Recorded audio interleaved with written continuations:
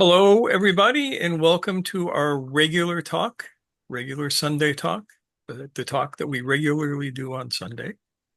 And I am not your host. I am the loyal, faithful, and tried and true henchman to your host, Noor Kyle. She is at a wedding tonight, and so I am taking over, and you're going to have to put up with me. So this evening, we are going to first do the obligatory like our video. If you like this video, like our video. If you hate this video, like our video. If you haven't even watched it, like it anyway. Subscribe to our channel. We have passed the 4,000 mark on our channel, which is absolutely mind-blowingly unbelievable to me. When we started this channel, I thought maybe we'll get maybe 200 subscribers and that would be enough. And I don't know how we did it, but we did it. Woohoo. And leave a comment. We've gotten some really good comments lately, and I'm behind on answering them. I will do my best. And when Noor gets back, we will be able to double team the things. But until then, be patient. Am I forgetting anything? Oh, yeah, send us money if you want. We love that. Always happy to receive anything that is disposable income, nothing that isn't, no eating dog food to support the ministry or anything like that, for God's sake. And you'll find links in the description on how you can do that. And that's pretty much it. So tonight, we're going to talk about what I call everyday miracles. And everyday miracles are basically the application of objective intuition. And this came about because last week after the talk, we were talking about various Sufi sheikhs, and somebody mentioned this one sheikh who I knew quite well, who used to do,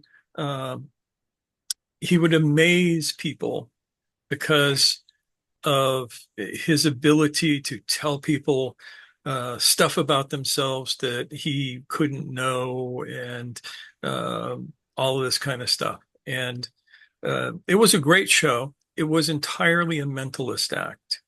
There was nothing about it that was supernatural or metaphysical or extrasensory perception or any of that. He was just cold reading them. But when you get a bunch of spiritual people together that don't know that it's a mentalist act, they're going to be going, wow, because good mentalists uh, can make it seem like they're reading your minds, like they can know things that there is no way that they could know. And unfortunately, more often than not, that's what passes for miracles these days. But those are a poor and stupid substitute for the real thing. Now, the real thing has nothing to do with the supernatural either. It's entirely natural. But it involves a faculty that we have never been told that we're allowed to develop. So, some people have good intuition. Some people have bad intuition. And the reason for that is that their intuition has never been trained. So, what is intuition? Anybody got an idea? Can you give me a working definition of intuition?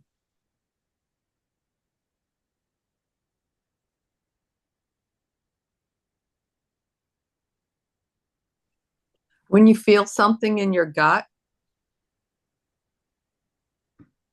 a knowing that you can't explain. Yeah, that's often how it's described. Yeah. Any other definitions? I mean, that was a good one, but we can, more definitions are better.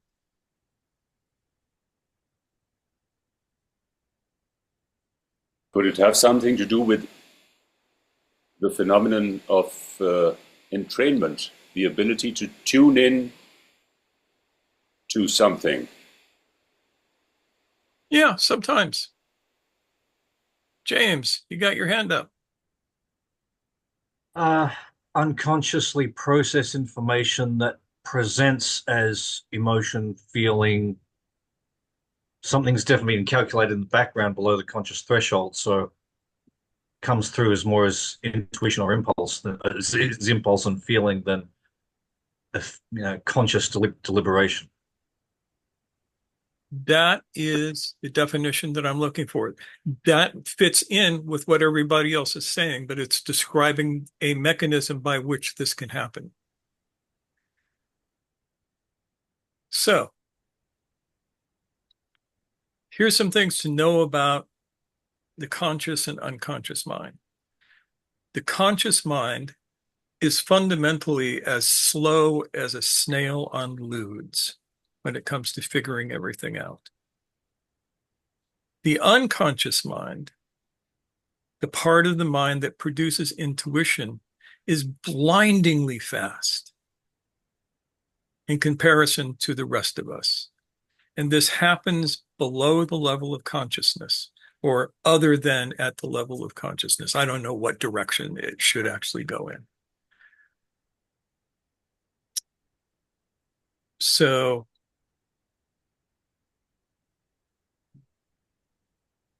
this is something that is ancient within us. And it is a function of the ego. It is a function. It is the ego's basic function. Contrary to what people have said before, the function of the ego is to keep you alive. That's its job. That's what it's supposed to do. And what that can look like. So your conscious mind, it's processing 10, 12 things at once, maybe, if you're really paying attention. Your unconscious mind, I've heard different numbers. I've never been able to count myself, but it could be up to 10 million bits of data, more than I can count. And it's experiencing all of them and processing them and squeezing them down from time to time in a single message that says something like, don't go down that alley. Why don't you cross the street right here? It would make you feel better if you cross the street. And you do. And the next guy who doesn't have your intuition goes down the alley and gets mugged. Is this magic? No. This is the unconscious mind picking up on maybe 1,000 different signals that it then interprets as something is off. Does this make sense so far? Okay, so this is the first part of this. Our unconscious mind has a prime directive of, let's not let this dude die. Let's keep him alive. Let's warn him that there is a tiger hiding behind that bush over there by making the hackles go up on the back of his neck. And then either your conscious mind is smart enough to listen to it or it isn't. And if it isn't, you get a Darwin Award. You all know Darwin Award, right? Yeah. So this is the first part of this. The second part comes a little bit later in human evolution. Not that much, but a little bit. There is a theory that a scientist from South Africa developed that one of the things that help create modern consciousness is tracking. That is, to follow an animal through the bush by following track and sign. And the next step from that we were able to do because of our big brains is called speculative tracking. There are a few people in the world who still do this, mostly San people in South Africa. Uh, some Native Americans in North and South America can still do this, but it is the ability to know what the animal is doing, even if you have lost all sign of it. And this is related to intuition. And according to this guy who wrote this incredibly brilliant book, um, this was fundamental to helping create our consciousness as it is today. And in my view, it is fundamental to what we now understand as intuition.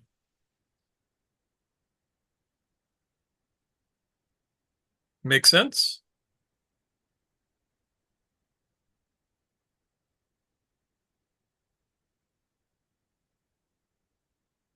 I'm assuming from the silence, yes.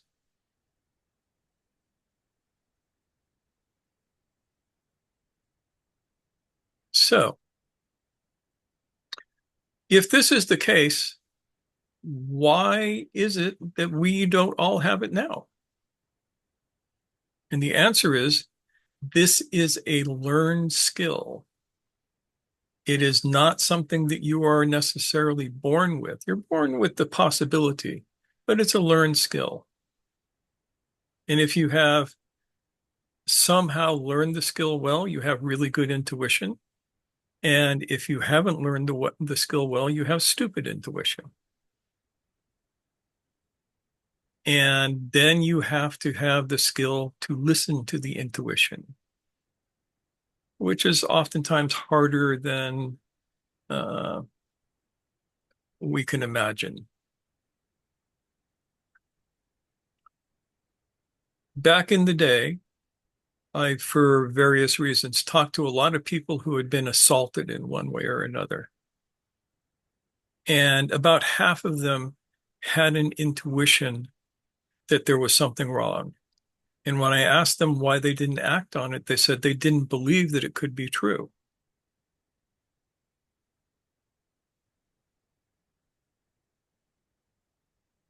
And that's a problem. So, how do you begin to develop good intuition? This is not a rhetorical question. Who has a possible answer? I was an astrologer, so my intuition's pretty good because and it's like you have to know how it feels in your body when it's truly coming through. And it's not just your mind talking. Okay. I am sure you're right because I once dated an astrologer. I should state that I do not believe in astrology, Okay, well but that's fine. I've noticed that that doesn't keep it from working, Right. which is interesting. Mhm. She was brilliant at reading charts, and I came to the understanding that the chart was just a tool by which she used her intuition to read the person, and that she could have done it with a Ouija board or a tarot deck or uh, plucking petals off flowers if she believed that she could. Well, I always say that it was always something for my logical mind to focus on so the other stuff could come through. Yeah, I can totally buy that.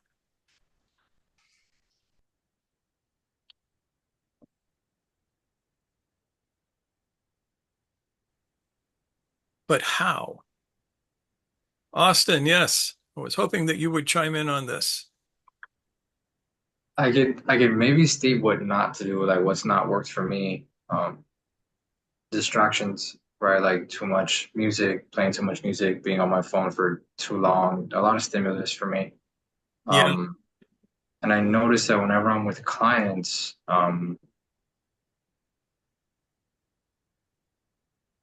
when my client goes into trance, I'm usually following them, and that allows for me to develop better questions and um, just connect with them just a lot easier. So it for me, in some sense, it has to do a lot with developing sensitivity. I don't know the how. I just know, like, in some sense, like what not to do to do that. Yeah, and that is a very important point because if you want to ruin your intuition, stay on social media half the day. Yeah. It'll do it. Yeah.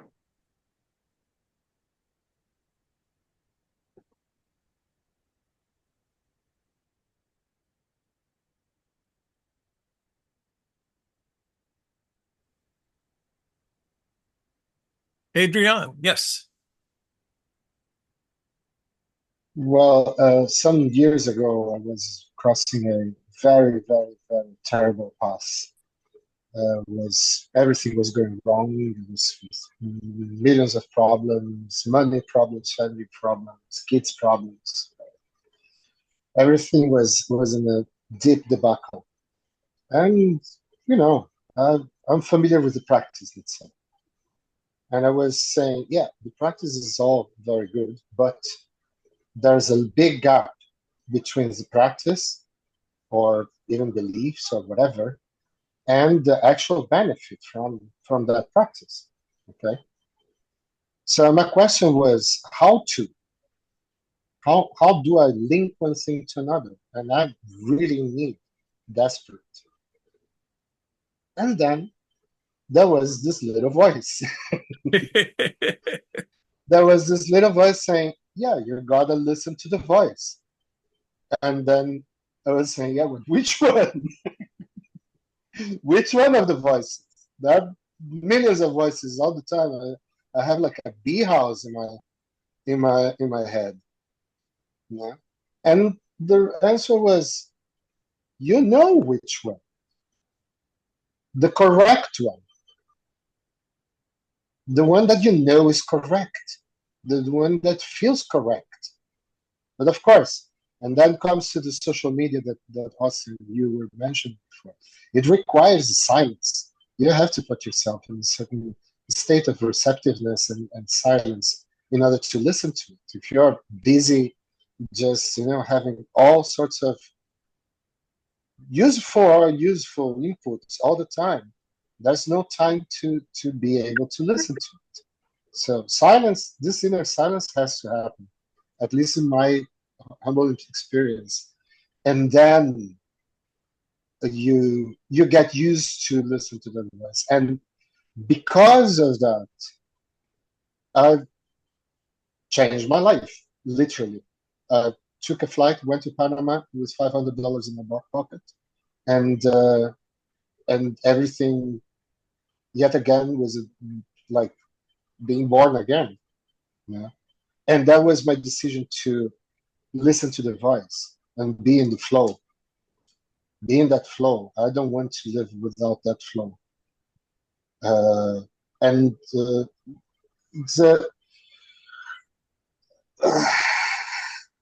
I don't know how to describe it. There's always the danger that you fool yourself, and that's the other part of it. That yeah, you have to trust and be cautious. But definitely, that's my first. If I need to take any decision or anything, that has the process of put yourself in silence and listen. And when I resumed my practice a few months ago, but I was not doing it for quite a long time, a few years, a couple of years. Once you put yourself in a constant motion inside with intention and practicing your attention and practicing, then it comes like alone. You don't even have to really push for it. It just talks to you. But in my case at least, it's how it had worked. And despite the fact that I'm very like difficult to express, it's actually very direct and easy. You know? But in my case, at least, it's totally glued with the practice. You know? If you're in that flow in the practice, then the answer is that one. Okay. Todd. Well, I have just, Adrian has said it all much better than I could hope to, but there's a couple practical notes I'm noticing since I'm having to develop intuition in a couple of contexts. That is, one thing that's helpful is to start with something, to start in a domain that you have some familiarity and knowledge with. It's a very important point. Yeah. And that silencing is, I have to emphasize that it is the most important. It's the most important way of letting the other parts of the brain talk to the part that talks. There was a study I saw recently on using gamblers, and they had the test subjects wired up with EEGs. Actually, not EEGs, functional MRI, so they could see exactly where the energy was. And they had them playing cards with somebody who had a tell. And when there was conversation at the table, it took a long time for the tell to register in the person's brain. But as the game progressed and the noise decreased, the left parietal lobe started lighting up intermittently and then constantly, and then the gambler noticed the tell. So a lot of it, their early conclusions were that removing distractions and being in a state of concentration where one was already comfortable with the domain in question were essential parts of intuition or developing intuition. And I'm sort of doing it slowly in a new field, but I'm realizing it's kind of a three-legged race between the conscious knowledge, the unconscious development of skill and knowledge, and getting out of the way to let the two converse with each other. That's all really good stuff. Thank you. Cherie. A long time ago, I used to be a futures commodities trader, and I used to watch 30 different bond markets, including the UST bonds. My tip was don't overthink it, because you're always in a loud, distracting environment, and you've got everybody else's emotions all at you wondering, is it a buy, is it a sell, is it a buy, is it a sell, when, and they're just throwing that at you all the time. And so the way I got around that and became good at is first impressions, bang, that's it. Just trust your first impression. You got 50-50, and so actually when you're saying practicing your intuition, that first impression is usually very, very right. And there's no point in overthinking it, because you're distracting yourself and you're not trusting yourself. So that was my tip, being in the market. Yeah, and that's a perfect example, because to be successful in that business requires a well-honed intuition. You didn't have time to think about it sometimes. You got microseconds, fractions of seconds to make a decision about something. And sometimes they wake you up in the middle of the night because something's happened. So to be successful in that, you had to back yourself. Yeah. That's because it's actually gambling. Futures is gambling, and it's just a calculated risk. So being able to get into that ability to analyze exactly what you see because people used to ask me when I had to take over my boss's job when she was on holiday. And I would always only stay 1 hour extra at the end of the day. I would say, I'm out of here at 6:30. I've got a life. And they go, oh, what are you doing? I said, because I've actually pre-written everything before the market closes. And unless it really moves different, I don't need to change anything. So I was trusting myself.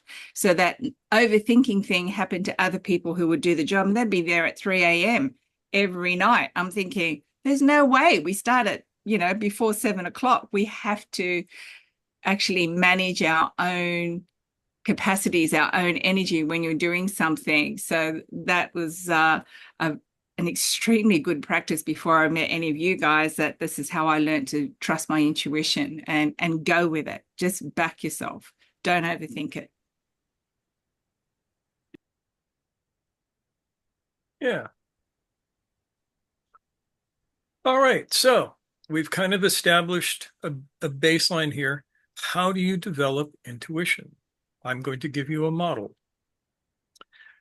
First, we start with the idea that there's more than one kind or more than one level of intuition. The most common is what we call intuition. That's these like, oh, let's go do this, or oh, maybe I'm going to avoid that, or oh, I wonder what somebody is doing, and then you hear from them, or any of that sort of thing.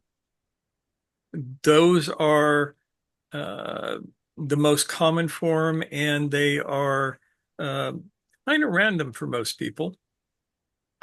The second form of intuition is much more interesting, and I call that inspiration.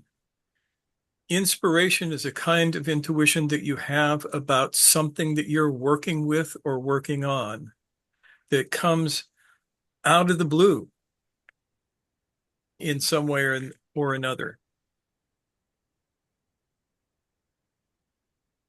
And this is much more useful because this is an area that you can develop. You can develop the ability to receive inspiration. And this is where the machine works as fast as it can, collating all of the data that you have and comes up with an answer for you and just hands it to you. And it seems almost like magic.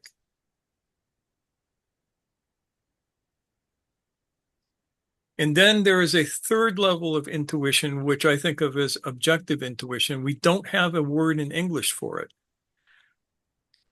The word that I use is the Arabic word HUDs, which for those of you who are here on the chat, I can give you, for those of you who can read Arabic, this is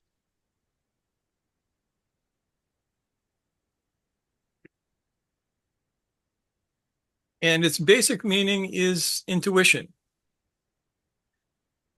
or a guess, or a premonition.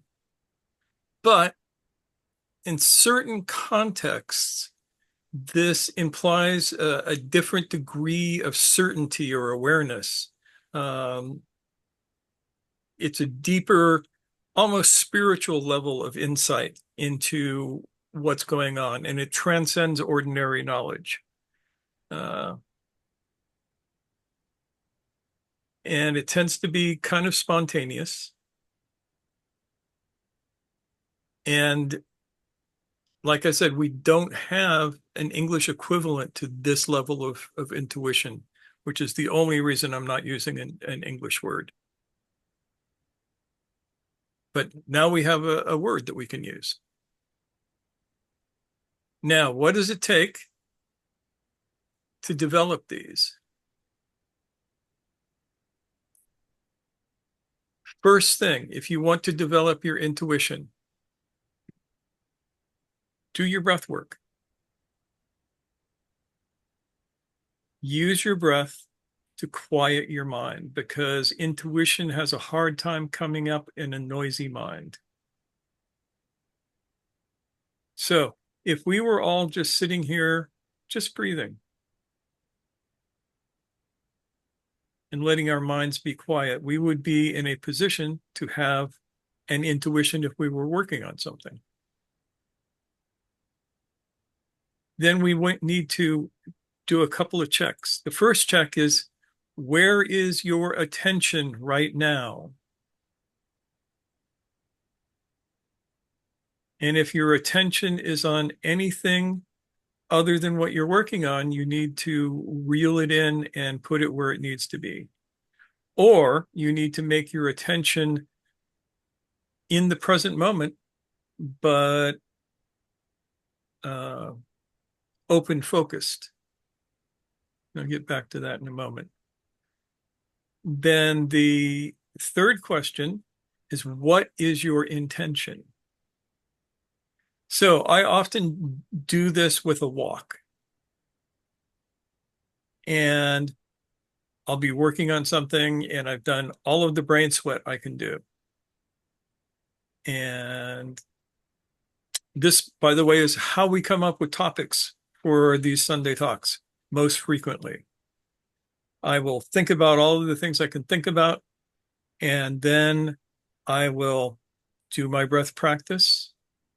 I will make sure that make sure my soul is in the room, as they say, feet in the room. I'm right here, right now, no place else. And then I go for a walk. And the walk is going to involve not listening to anything on the radio or music or anything like that, just paying attention to the walk itself. And my intention is to have some sort of inspiration, but I don't think about that during the walk. I set the intention before I go, and then I go out on the walk. And more often than not, somewhere within a mile or two of starting the walk, I will receive an idea like, oh, this is what we need to talk about this week. This is how I got this topic. And then you have to apply the brain sweat to it. First of all, you have to be receptive to the idea.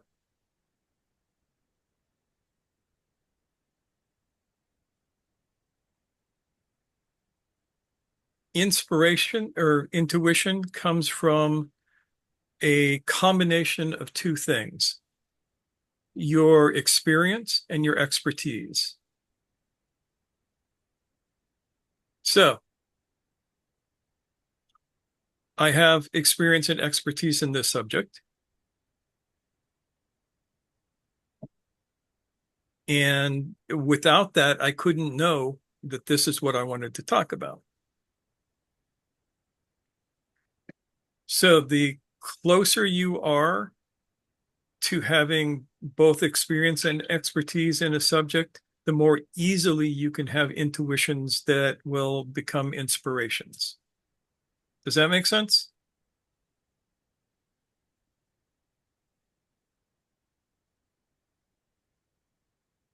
If you're going to go whole hog, you immerse yourself in whatever it is that you're working on. And immersion doesn't mean doing it nonstop. It means getting deeply into it for a certain amount of time and then taking a break. Anything that will take your mind off what you're doing and give your unconscious a chance to process what's going on.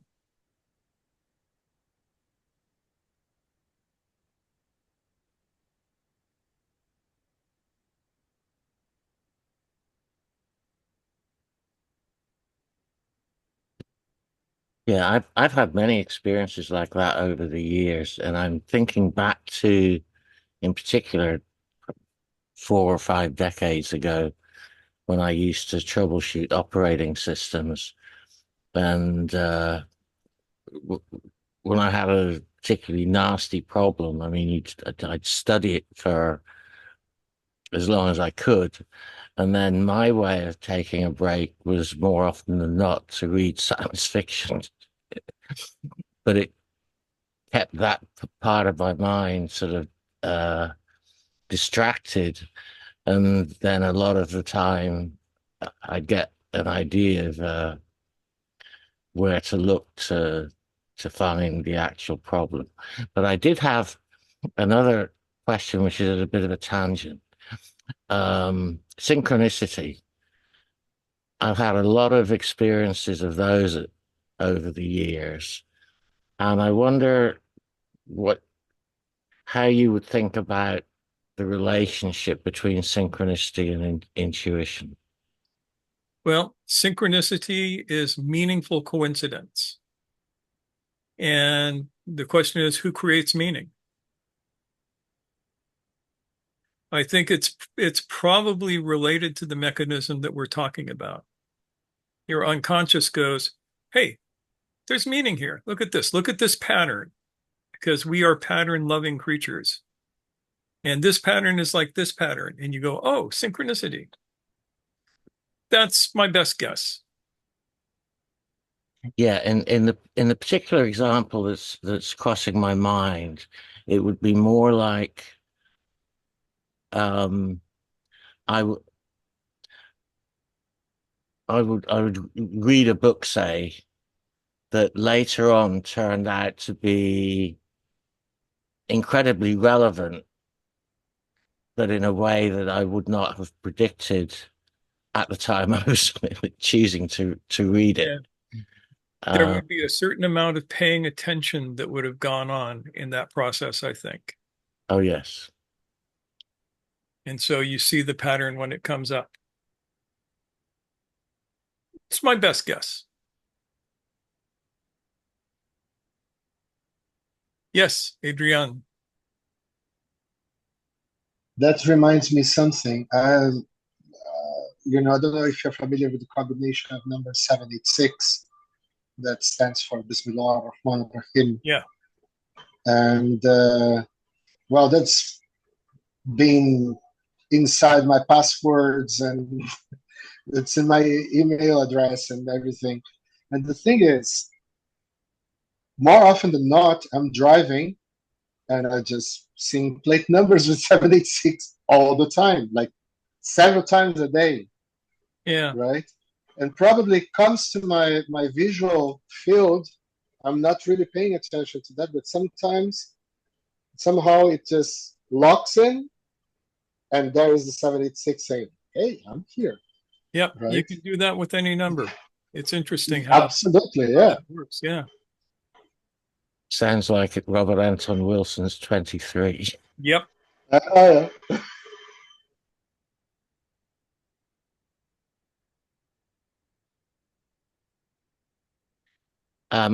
did have another thing I wanted to mention. Are you familiar with George Spencer Brown and Laws of Form? Not off the top of my head. Okay, I thought you might be because I might be, but I wouldn't remember his name.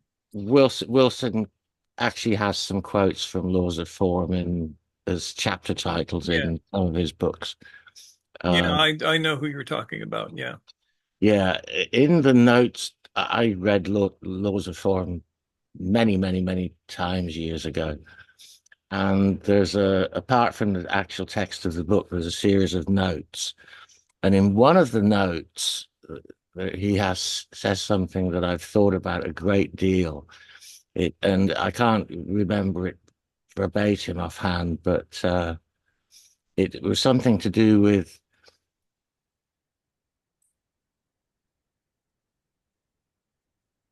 just keeping something in mind. I wish I could remember the quote, but it's just been too many years since I actually read it last. But he says something like to keep something in mind as Newton knew and practiced. I unfortunately I can't remember how the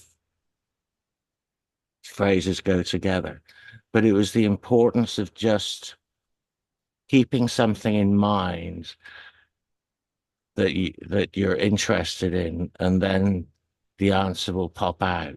Yeah. And that goes to the intention part of what I was talking about. Set your intention. Yes. And so now is the secret part. All of the lightweights have stopped listening to the video, so we can just jump right into the good stuff.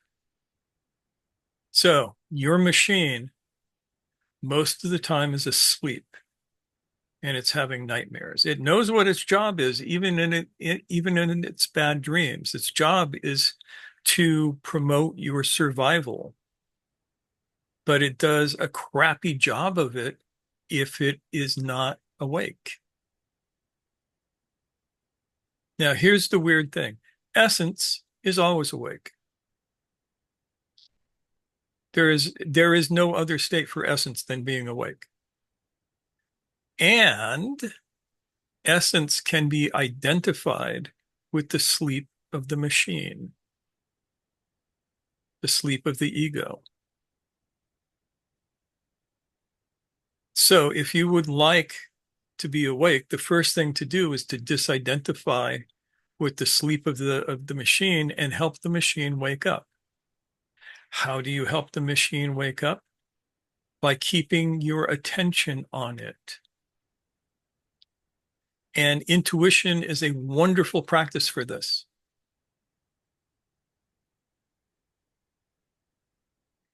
So I would like every one of you right now to think about something in your life that you would like to know something about.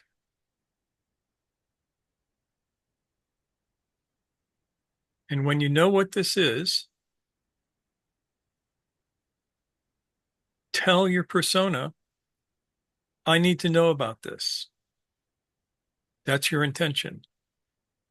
And it will make life easier if I know whatever it is that I need to know about this. So it's your job to sort this out. And then you shut up and just keep your attention on the machine. And that's what the breath work does, right? When you're doing your breath work, you are quiet and your attention is on both your body and the world.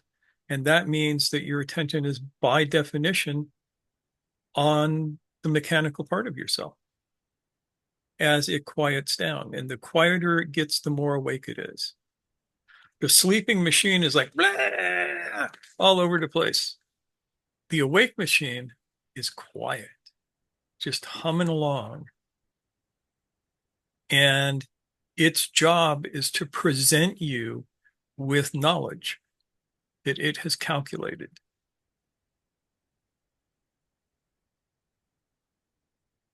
Is that weird or what?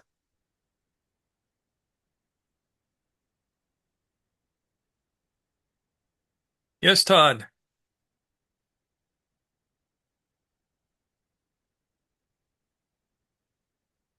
Oh, Todd. Can't hear you. Where did you go, Todd? There he is. Can't hear you, Todd. You got your microphone turned off. There you go. Literally the advice from many cultures of sleep on it. Tell the ego to go to sleep. Yep. But in this case, it's tell the ego to wake up. Yeah. But it's that same quiet, let the deeper parts of your brain do something. It's every culture has a word for it. Mm-hmm. This comes out from the most primitive part of ourselves. It's the part of ourselves that is tasked with not getting eaten by the tiger. And it's just gone haywire since civilization was developed because it did not continue to evolve as we changed. Austin. Yeah, I guess for me, the last 2 weeks have been pretty hectic because I have a lot of gut feelings about what I should do and where I should be and the people that I should spend time with. And it'll get so bad that I'll get just like I wouldn't say debilitating, but it's an anxiety that it's probably been some of the heaviest anxiety I've experienced in a very long time. And particularly with one person, um, I almost feel like my mechanical self is just putting up so much resistance to my intuition. And I'm almost like being pulled in these two directions where it's like I can literally feel it in my body, but I also feel this physical resistance with this person. And I don't know what to trust anymore. Okay, so is the resistance, is the idea coming from your mechanical self, or is it coming from your conscious self? Is your conscious mind going, I want to be with this person, and your unconscious mind going, no, no, don't do that. Something like that, yes. Yeah. So Some then you need to find out why your unconscious mind doesn't want you to be with that person. I also experienced it the other way around, where it's like I I almost I almost like was trying to find this person, found this person, and then now there's like a huge resistance to that. Like, oh, what if I make this step, then like all these other things that I want to do or may not, like all these other like things. And as I'm mentioning all these other things, it's like things that I would do in a sleep state, like a mechanical state, like all these mechanical things that I really like to enjoy and that I lose myself in because that's what I've been experiencing. Like I'm gonna lose that if I don't offer this resistance to this one thing. Okay. So yeah, that's where I'm at. How much do you want the mechanical stuff versus how much you want the other stuff? 50-50, 60-40?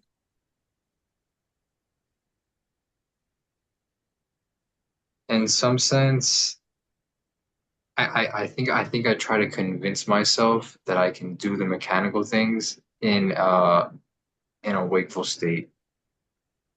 And so there's almost like, oh, I can have fun and do these other things, but I can do them consciously. And the fact of the matter is I have a very hard time doing that. Yeah, that's usually the case. Though I will tell you that it's all right to take a break from being completely and utterly conscious. You are allowed to play a video game every now and again. Sometimes movies are good. Yeah, I just it burns. Yeah. So it's one of those things where I've had that conversation like, well, Austin, just kind of like enjoy this moment. And I'm almost like, how could I, understanding what I know now about being asleep and being awake? It's like I don't know how to juggle those two. And Well, as long as it's temporary, give yourself permission to be asleep. Give yourself permission to take a nap.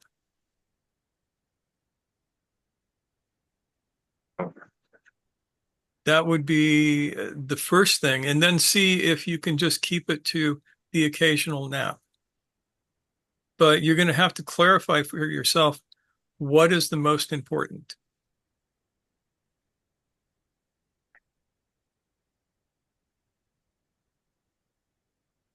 And Anissa comes up with or can you change your idea of having fun to one that aligns with what you understand now, which would be the next step. Yes.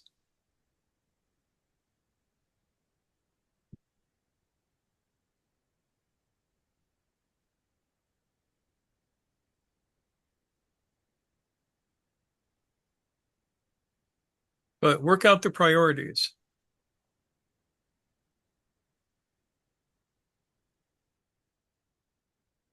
Who have we not heard from tonight so far?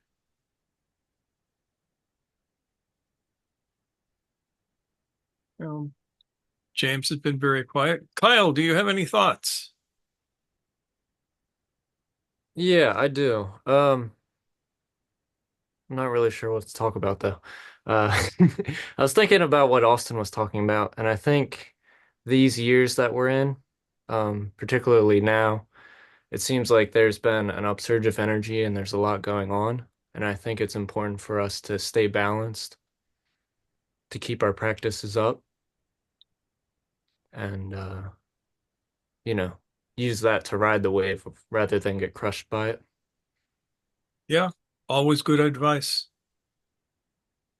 And going back to what you're saying about intuition, what has worked a lot for me, um, I think is fasting, something that hasn't been mentioned yet. And I find that when I fast, I have almost like heightened sensitivity and kind of like meditation, that's kind of like a fasting from like social networking and, movies and constant stimuli. And so when I've been very deep in those practices, the answers have been so obvious that they like almost hit me in the head. Yeah. And you're right. I haven't mentioned fasting, but that is often a good way to kick your intuition in. When I do my walks, especially the long walks, I will often do them on a day when I'm fasting Yeah. because that, in some ways, it emulates what our ancestors that developed these powers were experiencing. The well-fed primordial human was not out trying to track down a wildebeest for lunch. He was lazing about the camp. So getting to be a little bit hungry, I think, stimulates some of the same qualities that we experienced back in our good old hunter-gatherer days. Just a thought. Don't know if it's true. Seems like it might be. James. Um, Now, my relationship to intuition is interesting because often it's been brilliantly successful. On the other hand, when I'm resisting an intuition because I don't want to believe what it's telling me, that leads to immense discomfort, particularly if it's over a protracted period of time, if I'm deluding myself about a situation or a person or whatever. Um, so not only is intuition functional intuition, good to have.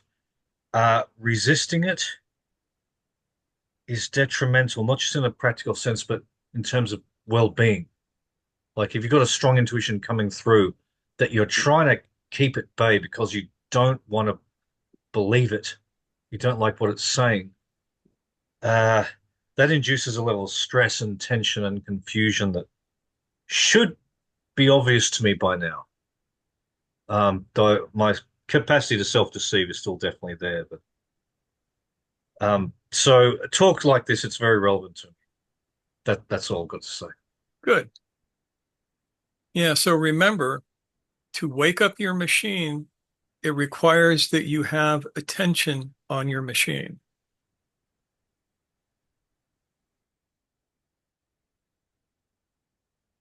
And that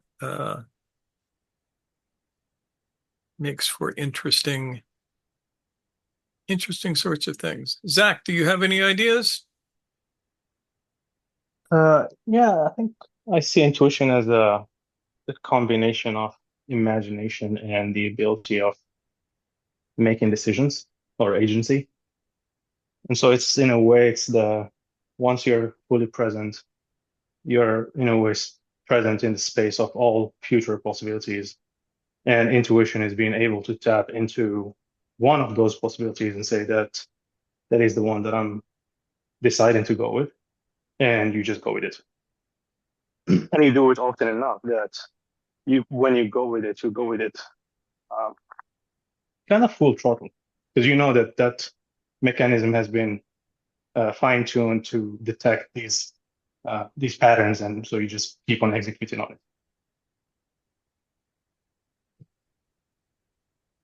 Okay, yeah, that makes sense. Whitney, what do you think? Sitting there so quiet. Um, when you first asked for a definition of intuition, my immediate response was trained attention. And You ain't wrong. and it reminds me of um, part of the conversation last Sunday of either dance or if you're sword play, it becomes an extension of you.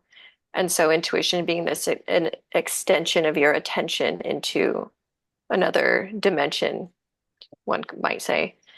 Um,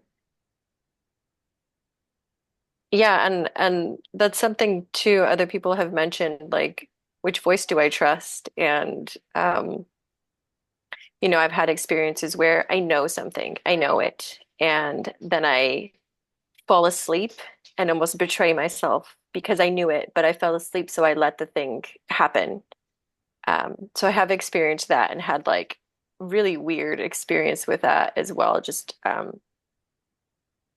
like, deep self-betrayal almost because I knew and I fell asleep. But then also the ones that are less intense where I know something, but I'm justifying. I can see myself justify, oh, well, they said this, so maybe it means that, or just kind of work my way through there. But I've been working on trusting that voice that comes that knows and knowing to differentiate when it's what I want it to be as opposed to just what it is.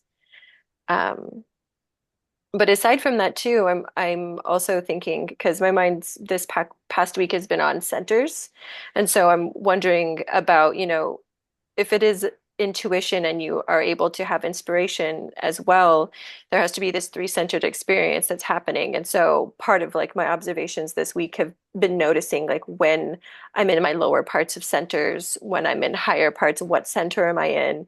And that's my question that you were when you posed the question, like what are you wondering about? That is my it's not really a focus because I'm not actively trying to figure out what parts of centers, where, how, what, but it kind of just like sitting next to it and asking like, what center is this? What is that? And just wanting to become more familiar with centers is and particularly higher and lower functioning, so I can.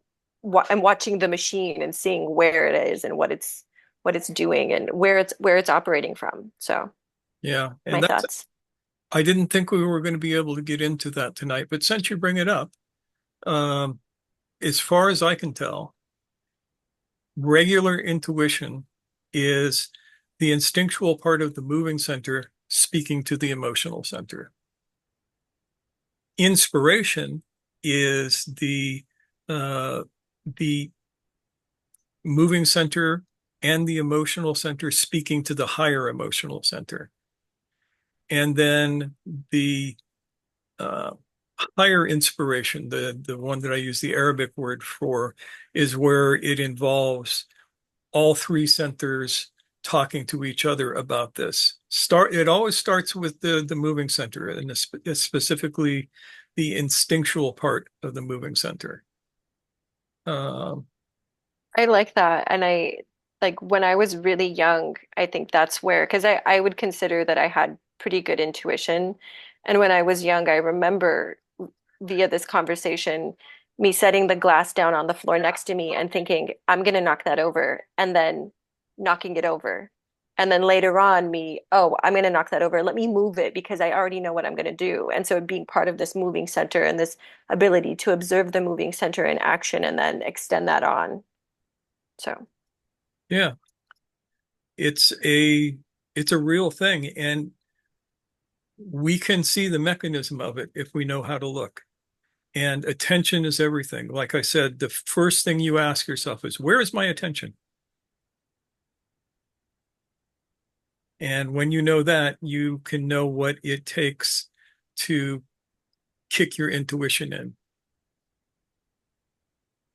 And to me, it feels literally like walking a ladder up from the instinctual center into the emotional center, into the higher emotional center, into the intellectual center, into the higher intellectual center. And when they're all in harmony together, your intuition is going to be uh, phenomenal.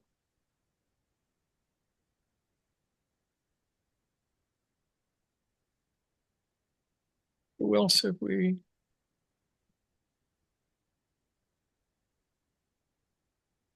So Osama says, so the gut and gut feeling would be the term for the instinctive part of the moving center in common wisdom. Yeah, pretty much. That's why they call it a gut feeling.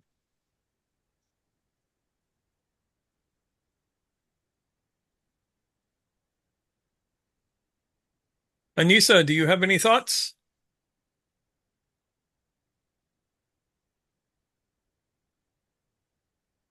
Not really. I pretty much agree with what everyone else says.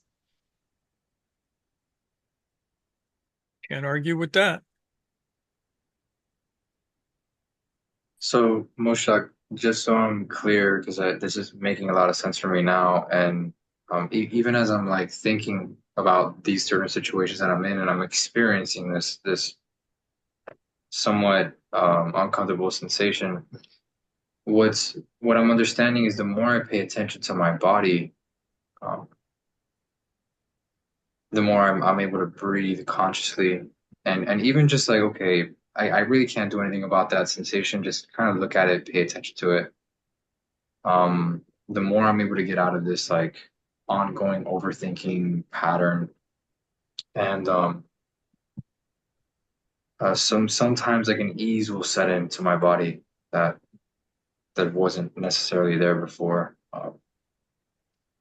So this attention, the breath, and the silence, this combination of all three of them, with the uh, prerequisite of the intention. Exactly right. Yeah. That would be the first thing that I would do.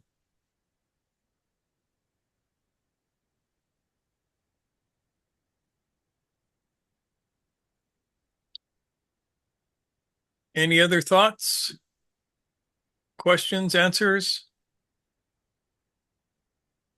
higher truths, lower humor? I certainly find it interesting that mapping to the different centers and the way they're operating. That was something I was wondering about. Yeah, Whitney, thank you for bringing that up because I didn't even think I was going to get to that tonight. So, and it's for only the people who managed to stay here for the whole video. The good bits are always at the end. All right, then. We are now on Brady Bunch mode. So let's say goodbye to everybody, wave, and we will see you all next week.